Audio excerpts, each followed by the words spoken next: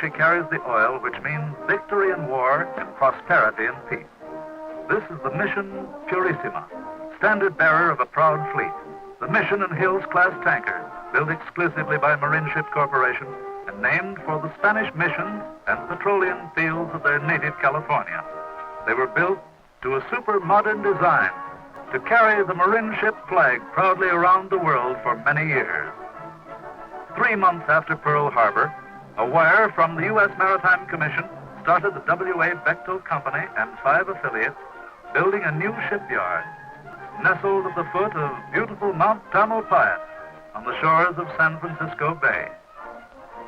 This was the site for America's finest shipyard, a salt marsh and a rocky hill. On March 28, 1942, earth-moving machinery began its miraculous work. Pipes were laid, big tired carryalls began to move 1,000,000 yards of earth. On concrete foundations arose great buildings as work rushed on night and day.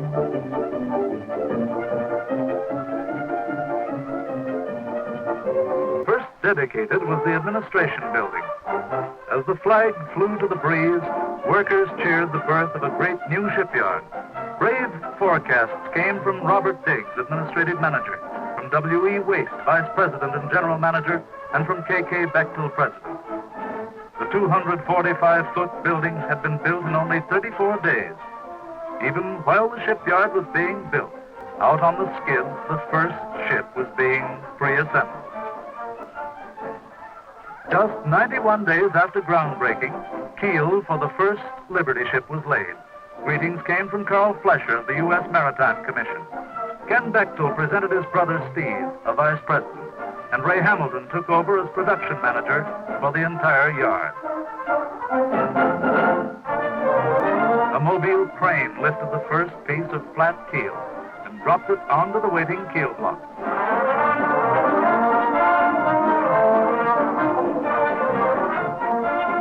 The first arc was struck, and the ship was under construction. As fast as adjoining waves could be started, keels were laid on them, until 6 lay side by side. This was shipbuilding under difficulties, for the shipyard was not yet half built. But nothing could stop the night and day progress, while steadily on way 6, the first ship was taking shape.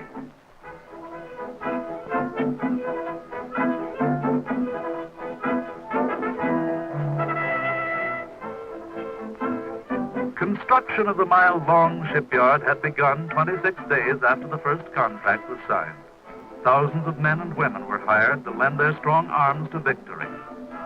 30,000 piles were driven.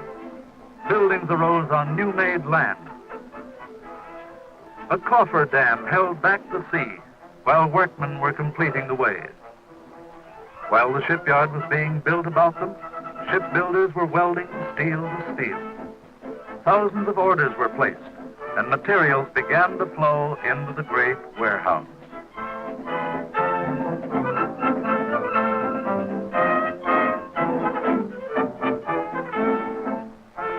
Finally, 1 year after groundbreaking, the plant stood complete. A $17 million shipyard, cradled between the green of the Marin Hills and the blue of sky. Before this shipyard was 3.5 years old, she was destined to present her nation with 15 Liberty ships, 78 big tankers, including 16 Navy oilers, and many special military craft. Marinship, though a newcomer, had achieved stature with the greatest industrial plants of the nation.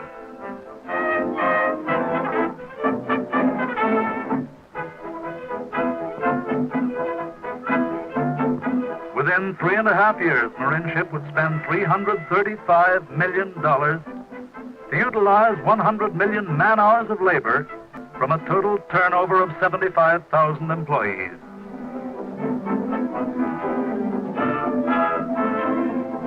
On September 26, 1942, came the great day, launching of the first Marinship vessel, the Liberty ship William A. Richardson. Invited to share the thrill were the families of all Marinship workers. 20,000 persons stood about the flag-draped bow, starting a tradition of colorful Marinship launching.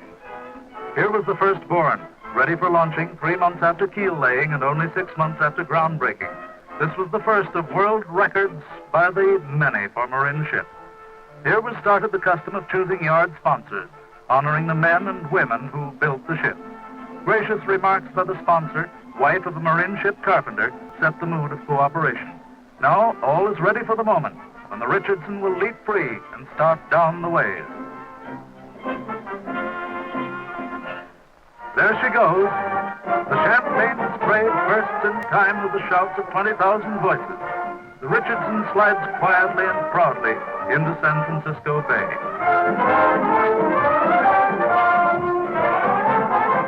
Now, fully waterborne, the ship begins to drag the chains that bring her under control. And so was born the first of 15 Marinship Liberties, which were to carry war cargo to Normandy, Leyte, and around the world. These were the ships which turned the tide of war. But Marinship was destined for bigger, tougher things. Out of the blue, following an aerial survey of Marinship, Vice Admiral Howard L. Vickery, builder of the Victory fleet, brought news of a more critical job. On 6 continents and 5 oceans, American planes, tanks, and trucks needed gasoline. Marinship was chosen to build the vitally needed tankers with 10,000 horsepower motors, a powerful model never built anywhere else. Speaking to 16,000 Marinship employees, Admiral Vickery assigned them their new job. Soon from atop the sub-assembly building, the maritime M pennant with 3 gold stars flew beneath the stars and stripes. Strange new shapes in steel and odd patterns in wooden templates marked the start of tanker construction. Here were many new problems to be met and solved. By the middle of 1943, without loss of a single day, the entire yard had been converted into a great tanker production line. Ship followed ship. Within 2 years from the first tanker launching, from this yard had sailed more than 1 million deadweight tons of tanker capacity. A vast pipeline to Tokyo, carrying American victory. Highest production achievement in the tanker program was reached on the Huntington Hills, launched at Marinship only 28 days after keel laying.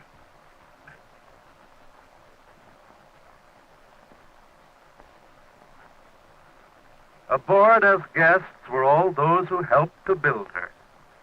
Sparked to highest efficiency, these were the men and women who cut 26 days from the world's tanker record when they delivered this ship only 33 days after keel laying.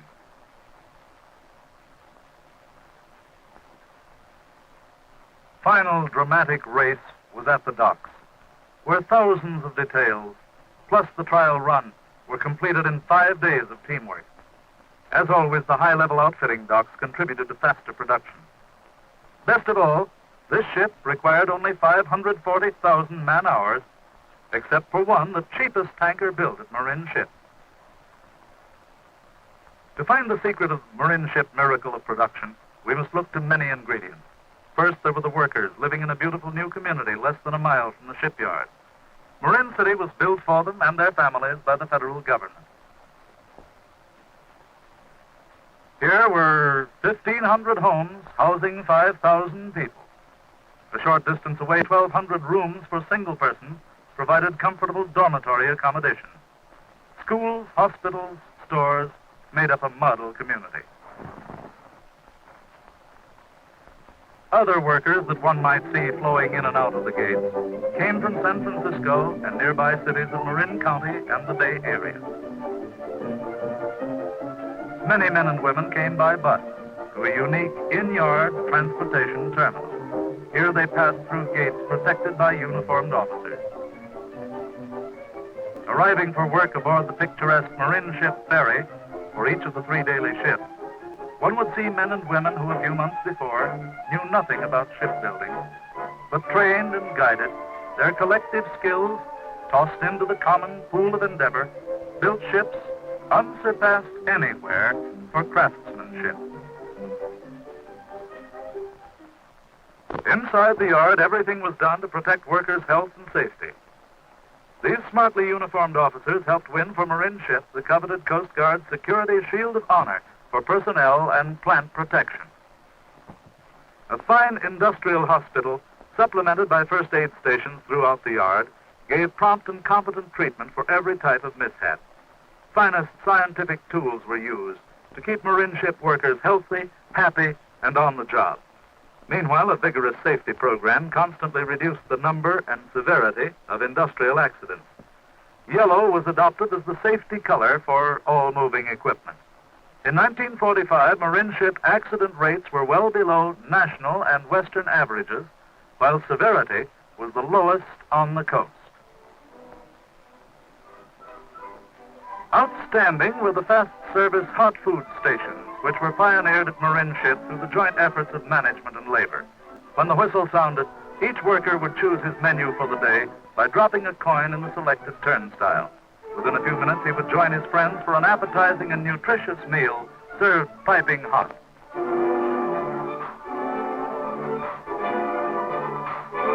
For his entertainment, there was always lunchtime music, and often a program featuring world-famous celebrities or name bands in person.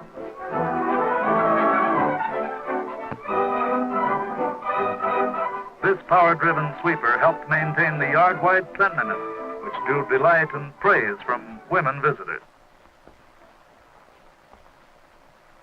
Nearly every day saw colorful guests from all over the world, such as His Royal Highness Prince Faisal, Foreign Minister of Saudi Arabia. A real Western welcome was given to this royal scion of the East. Members of the royal party included ambassadors and statesmen representing a civilization as old as history. After Prince Faisal inspected the model of a Marinship tanker, he was given a tiny replica to be taken back to his father, King Ibn Saud, greatest figure in modern Arabian history. With the prince, night and day were brawny, dark-skinned bodyguards. No mere ornaments were the ivory-handled knives thrust in their belts. In the Marinship guest book, the prince added his signature to those of other notables. Entertainers such as Bing Crosby, sportsmen such as Jack Dempsey, singers such as Marian Anderson. Oriental robes made a dramatic contrast against the stern patterns of a modern shipyard. And then came a sight out of the Arabian night as a 27-ton shell plate section swung through the air. Onto the high-level outfitting docks they walked to inspect at first hand a Marinship tanker. It is such tankers as these which must carry the wealth of Arabian oil around the world. Waiting for them was the Marinship flagship, the Navy oiler Tamalpais, named for the mountain at whose foot the shipyard lay. The prince led the way, and special guests followed to take part in a bay trial run, preceded by a genuine Oriental luncheon served on deck beneath the colorful folds of a desert tent.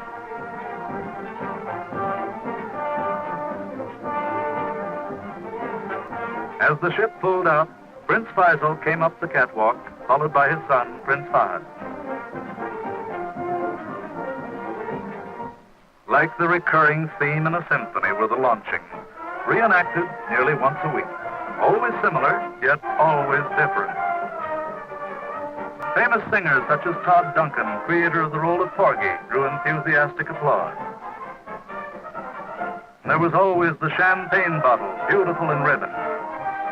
And then smash, and the cool foam flowed down the bow as the great ship moved toward the water. The lengthening shadows of the afternoon unwrapped a moving pattern across the graceful bow of the ship.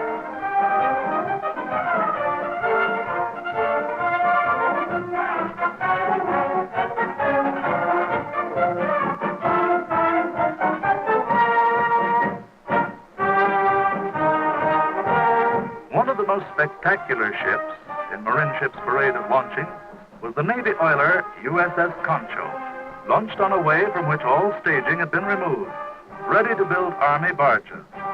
Here is something seldom, if ever, seen elsewhere. An unobstructed view of a great ship racing down the ways into the water.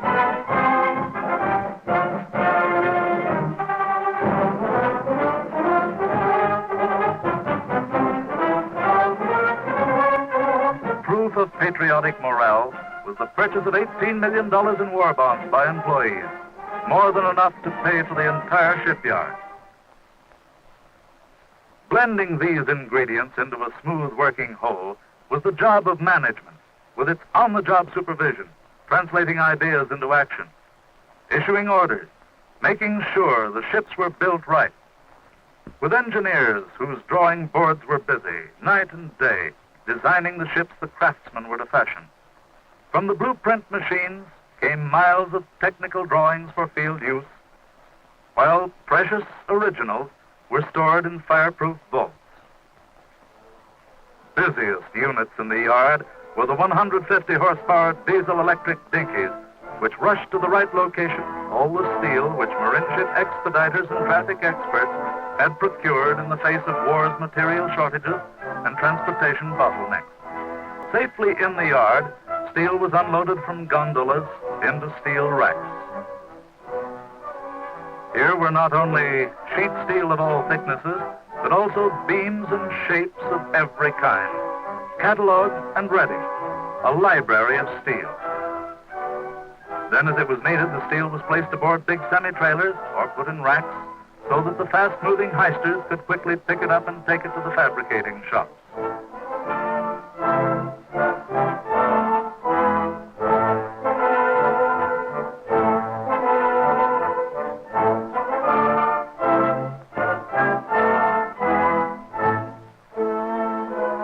In the big plate shop, this steel was handed over to one of the 15-ton bridge cranes, which moved it to where it would be punched, cut, bent, and welded in the first manufacturing step, while beautiful Mount Tamalpais lay serene in the background.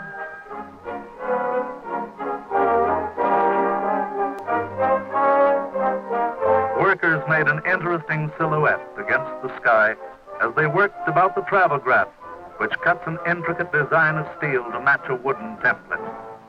The steel melts away like paper when touched by the torch of flame, leaving a trail of dancing sparks. As much as 1,100 tons a day passed through these operations and came to rest in the storage area. 12 great 50-ton gantry cranes were the mechanical, strong men of the yard. In the sub-assembly shop, skilled workers made big ones out of little ones, welding separate pieces of fabricated steel to form whole great assemblies, weighing many tons, such as this cofferdam. Like most bulkheads on these tankers, it was made of isherwood plates corrugated for added strength. Hundreds of man-hours were saved by building this 61-ton stern section in the shop, where it could lie on its side to allow easier access. Its intricate pattern of steel contrasts with the graceful simplicity of a bow section. Working side by side, some of the 8,000 welders who were trained at Marinship joined two deck plates, one wielding her stinger while the other inspects and cleans the welds she has made.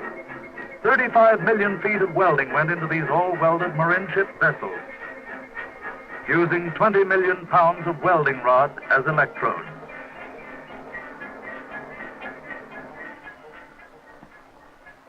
Here a brawny chipper shatters the air with the sound of his pneumatic chisel.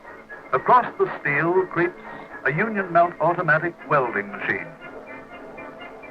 its flaming spark concealed by a trail of sand-like flux.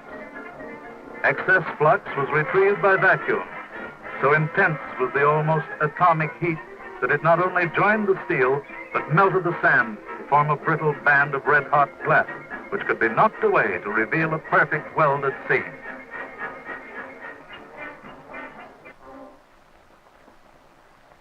On the 25-ton stern castings, a specialized form of welding was used.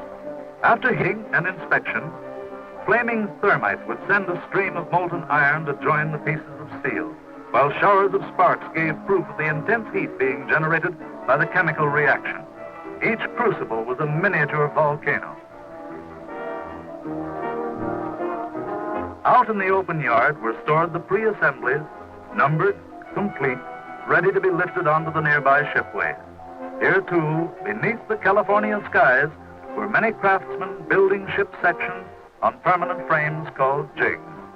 This automatic burning machine first heats the steel with an acetylene flame and then cuts it with a jet of oxygen.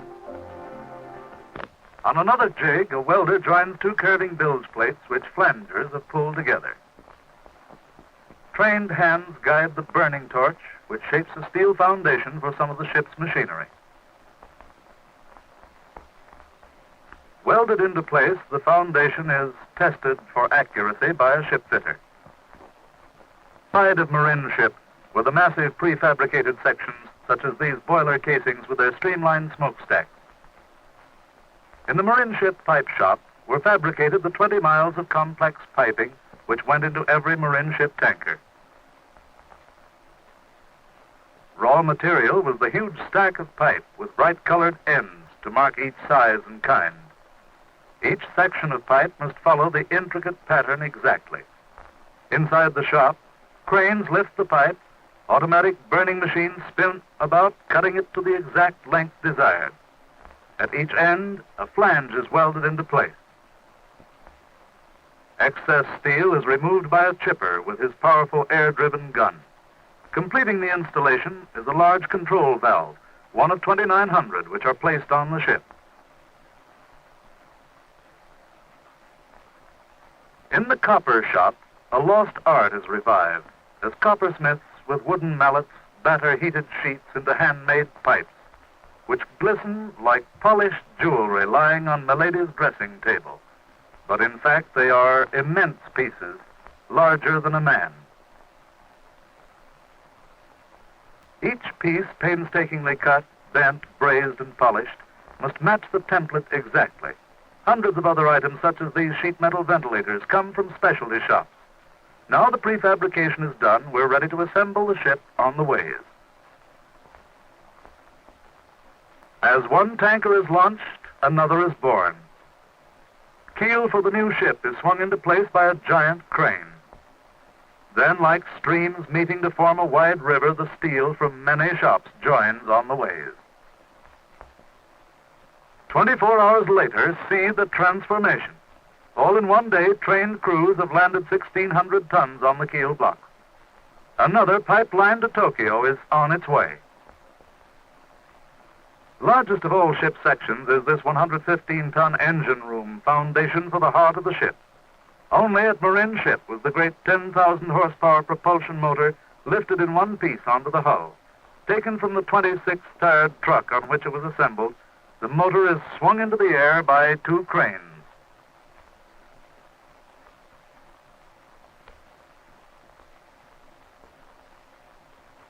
An iron-nerved rigger climbs onto the 20-ton lifting rig to transfer the load from one crane to another.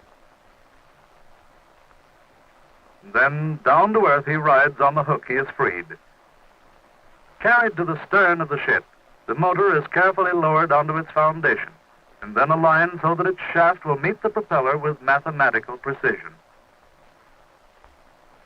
Meanwhile, suspended from a special tower, the tail shaft of the ship is prepared for coupling to the motor at one end and for fitting into the 17-ton propeller at the other.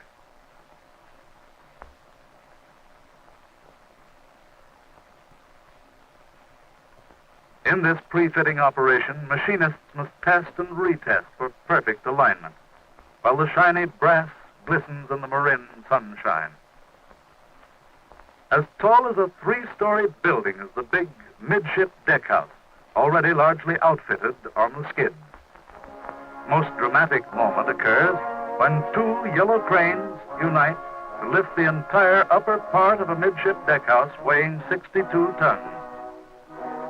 The upper part is lifted away so that the lower section, with which it has been built, may be uncovered and later moved first onto the ship.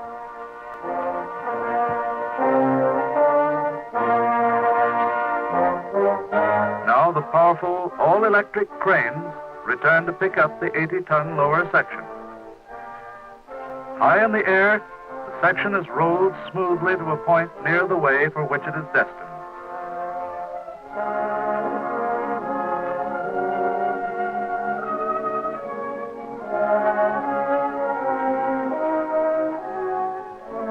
Lying temporarily on the ground in front of the way is the upper section, waiting its turn to go onto the ship.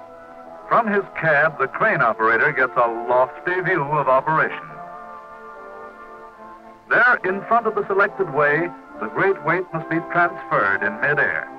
Through use of a double coupling device, the load is shifted from the two transverse cranes to those that travel along each side of the way.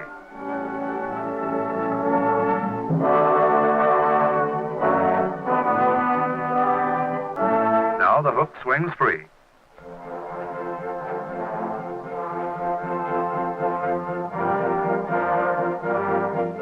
Lifted even higher, the section moves along far above the ship in staging until it reaches the proper point amidship. There it will be lowered gently onto the waiting hull. The great weight of these sections requires the use of 12 parts of rope to support each hook and headlock.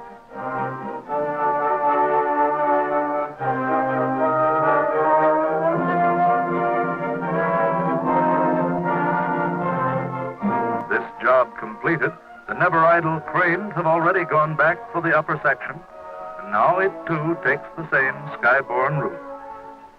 Through this method, employed on scores of large assemblies, Marinship ingenuity and daring made possible the world record of only 33 days for construction of a tanker.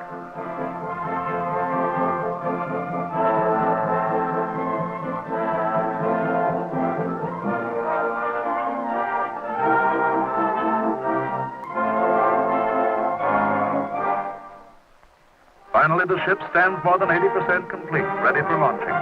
On her bow is painted one of the unique emblems which has become an exclusive Marinship tradition. About the bow of the graceful tanker stand hundreds of shipbuilders and their friends. The flag of the United States is raised to mark the start of the christening ceremonies. The blessing of God is invoked to protect the ship through war and peace. A singer raises his voice in song, and then the gracious sponsor bespeaks the excitement and joy in everyone's heart. Now all is ready. In another moment, the ship will leap free and start down the way. In the deep shadows beneath the bow of the ship, the burner's torches begin to cut the links of steel that hold the ship to the way. Soon it is burn 6, burn 7, burn 8. Then, there she goes. Champagne spray bathes the cool steel. The crowd tenses with excitement.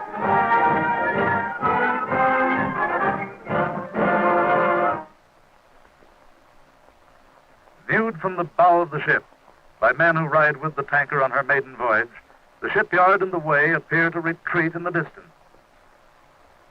Smoothly and without a sound, the new ship glides into the welcoming waters of San Francisco Bay.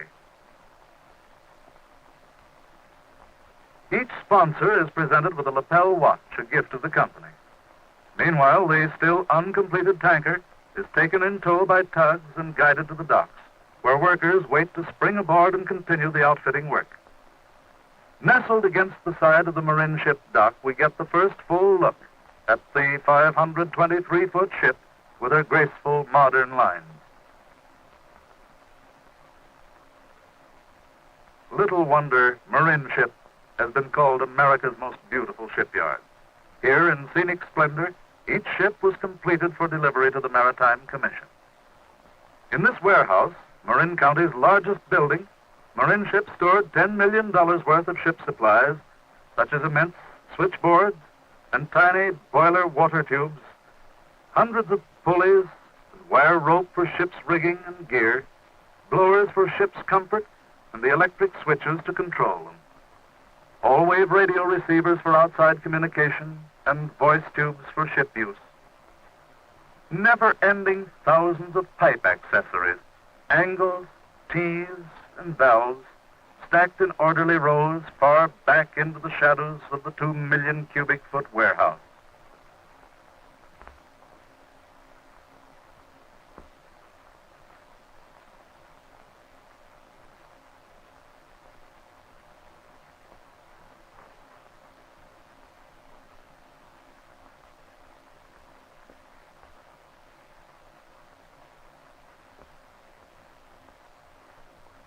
To furnish the ship, glassware, refrigerators, blankets, towels, pots and pans, and everything to make a floating city at sea. For maintenance and emergency, the ship was supplied with firefighting tools, medical equipment, hammers, saws, and shovels, all moving in and out of the warehouse in pace with the accelerated ship production program. Marinship, a yard on wheels, with interlacing streets teeming with traffic, from bicycles to mobile cranes. Fire trucks of special design, manned day and night. Tiny cars called jeeps in many models, dashing to fulfill important errands. Special trucks carrying mobile welding equipment or oil for lubrication. Ambulances ready for instant use. All heisters distinctively painted for safety. And granddaddy of them all, the big custom-built truck capable of carrying 120 tons. Workers rush about the docks, completing the ship's details, as the 16-wheel, 20-ton cranes lift huge volumes of equipment and supplies on board. On the ship, outfitting experts are busy at their ship-a-week rate, all living spaces insulated by 2 inches of fiberglass. This was one reason seamen report that Marinship tankers are unusually comfortable at sea. Then, using a Marinship invention, one of 5,000 contributed by workers through the Labor Management Committee, a girl welds the fiberglass bats in place. Such time-saving devices as this have boosted Marinship to its position as America's #1 idea factory. In the galley, where the feet of many cooks will tread, a tile setter lays his squares of clay in a bed of 2-inch mortar.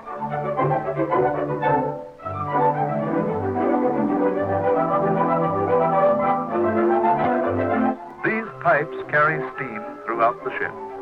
Preformed magnesia insulation is cut, then held in place by tiny wires. Wound with cloth, then painted, the lagging work is completed. This and every other outfitting operation was crowded into 1 week or less, and then repeated on the next tanker. One of the biggest jobs has been electrical work. For these Marinship tankers are all electric. 15 miles of cable, from generators to lights in passageways and to switch boxes and relays throughout the ship. Other heavily shielded cables carry the radar messages to the gun.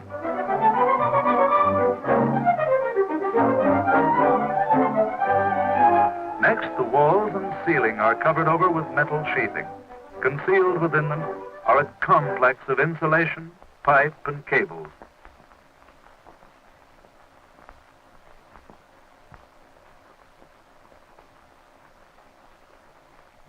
Metal furniture loaded into skips and lifted by crane onto the deck of the tanker, and then workers carry each piece into the quarters for installation.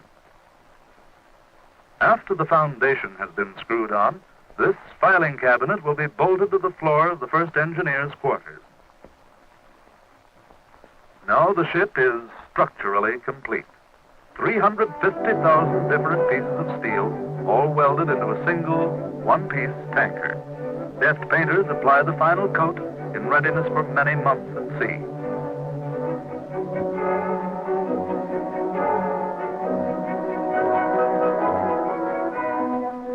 In the galley, gleaming Monel metal tables, chromium soup kettles, and the large electric stove invite the culinary best from the ship's cooks.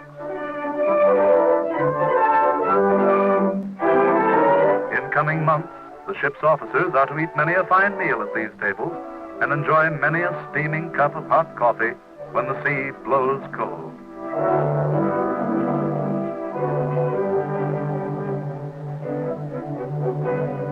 Comfortable living quarters for the captain are located just below the pilot house and radio room, so that he can be in touch with ship's operations at all times. In the adjoining room is the captain's office, with conference table, safe, cabinet, and desk.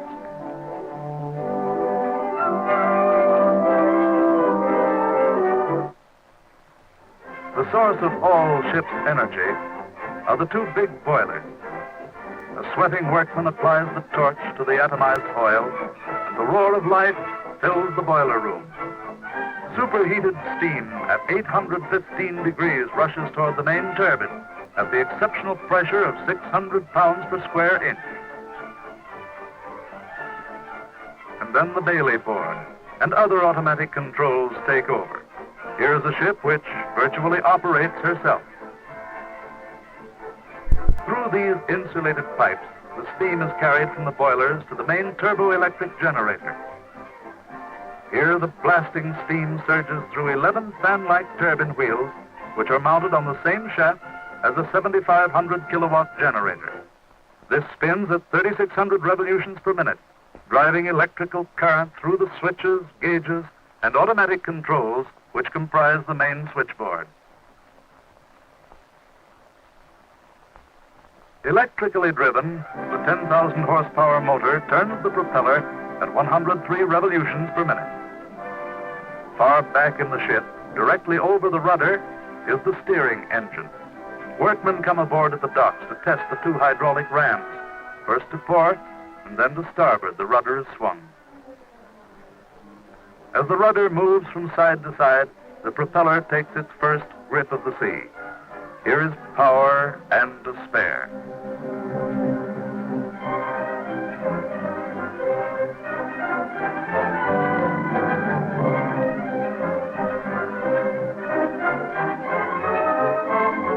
These tankers also became fighting ships of the United States fleet. At the bow were 2 3-inch guns. At the stern were many anti-aircraft and the big 5-inch cannon, which could hold her own with many warships.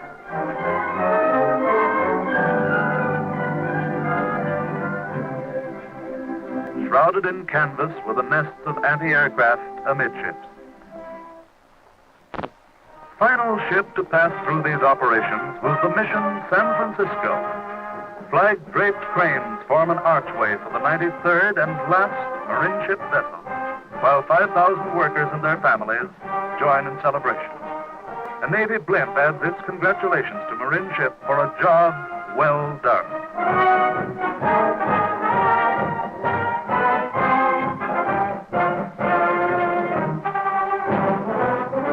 Then down the ways for the last time, as clouds of confetti and streamers tell the festive story of pride and joy.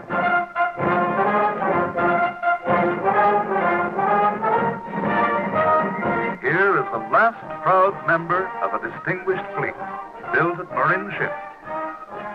Just a few days earlier, Marinship's contribution to victory was undeniably proven when the U.S. surrender fleet sailed into Sagami Bay off Tokyo.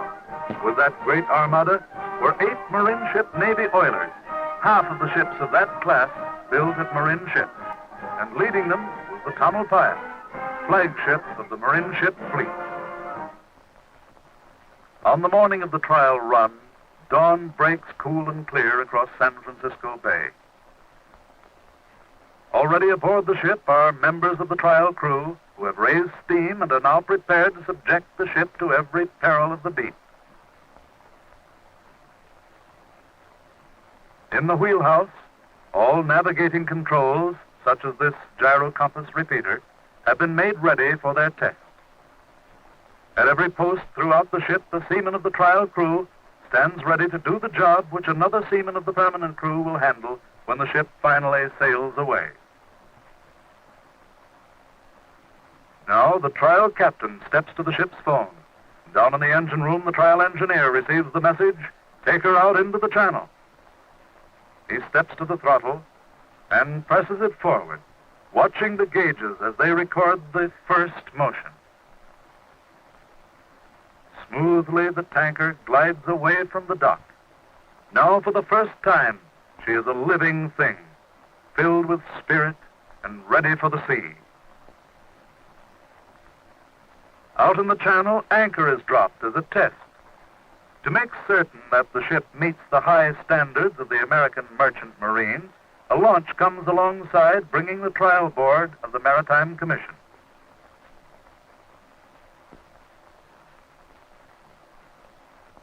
Now the launch skims away, leaving the tanker alone.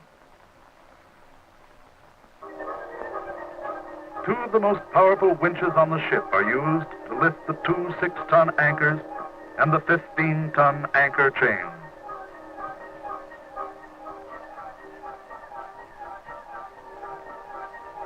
From the bottom of the bay, the anchor returns to be met by a cleansing stream of water.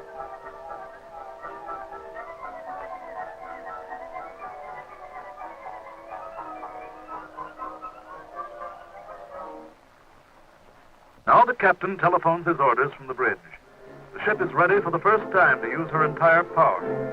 The trial engineer pulls the throttle all the way forward, and the strength of 10,000 horses smoothly surges through the ship. Now it's full speed ahead. As the ship climbs toward 20 knots and more, the trial crew smile at their posts.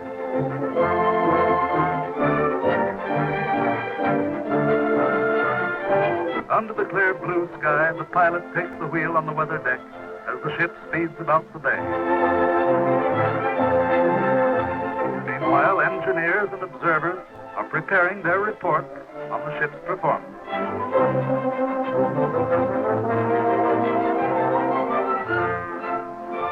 On the yard arm, traditional flags of the sea give a message to passing ships. In the chart room, sea-wise hands plot a course through the Golden Gate onto the wide Pacific. Officers confirm their plan with the aid of a navigating compass. Suddenly, the pilot swings the rudder hard to port. The vessel groans and trembles at the shock.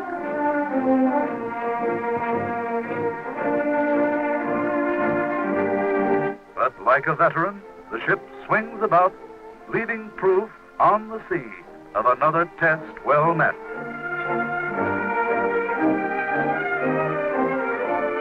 Now the pilot suddenly wheels to starboard. The rudder turns, and with it the ship, tracing a great arc. Out under the Golden Gate Bridge, the tanker heads for the horizon. Passing the pilot boat, which always lies anchored alongside the channel, while far out ahead lie the rocky Farallon Islands. Overhead, a Navy blimp on patrol looks the tanker over, then drops down for a closer view.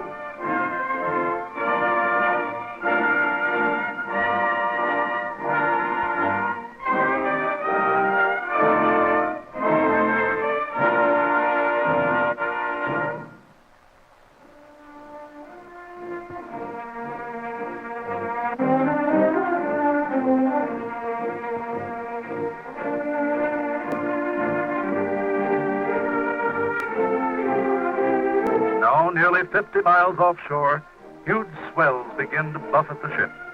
She dips and rises, adjusting her great form to the ocean's unruly surface. Mile upon mile, she keeps the pace. This is the grueling endurance run, taking the final measure of seaworthiness. The test completed with flying colors, the ship turns homeward. With a fresh notch cut in its side, a broom is raised to the mast, proving that this Marinship tanker has swept the seas.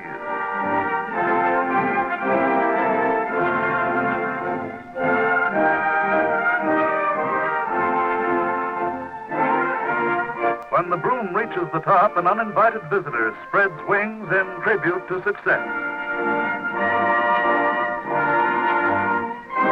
To join the celebration, the battleship Missouri and a carrier appear on the scene. Back through the Golden Gate, the tanker drifts placidly past the Sausalito waterfront to the place of her birth. Wherever she may go in coming years, on all the 7 seas, only the shipyard with a mission will ever be her home.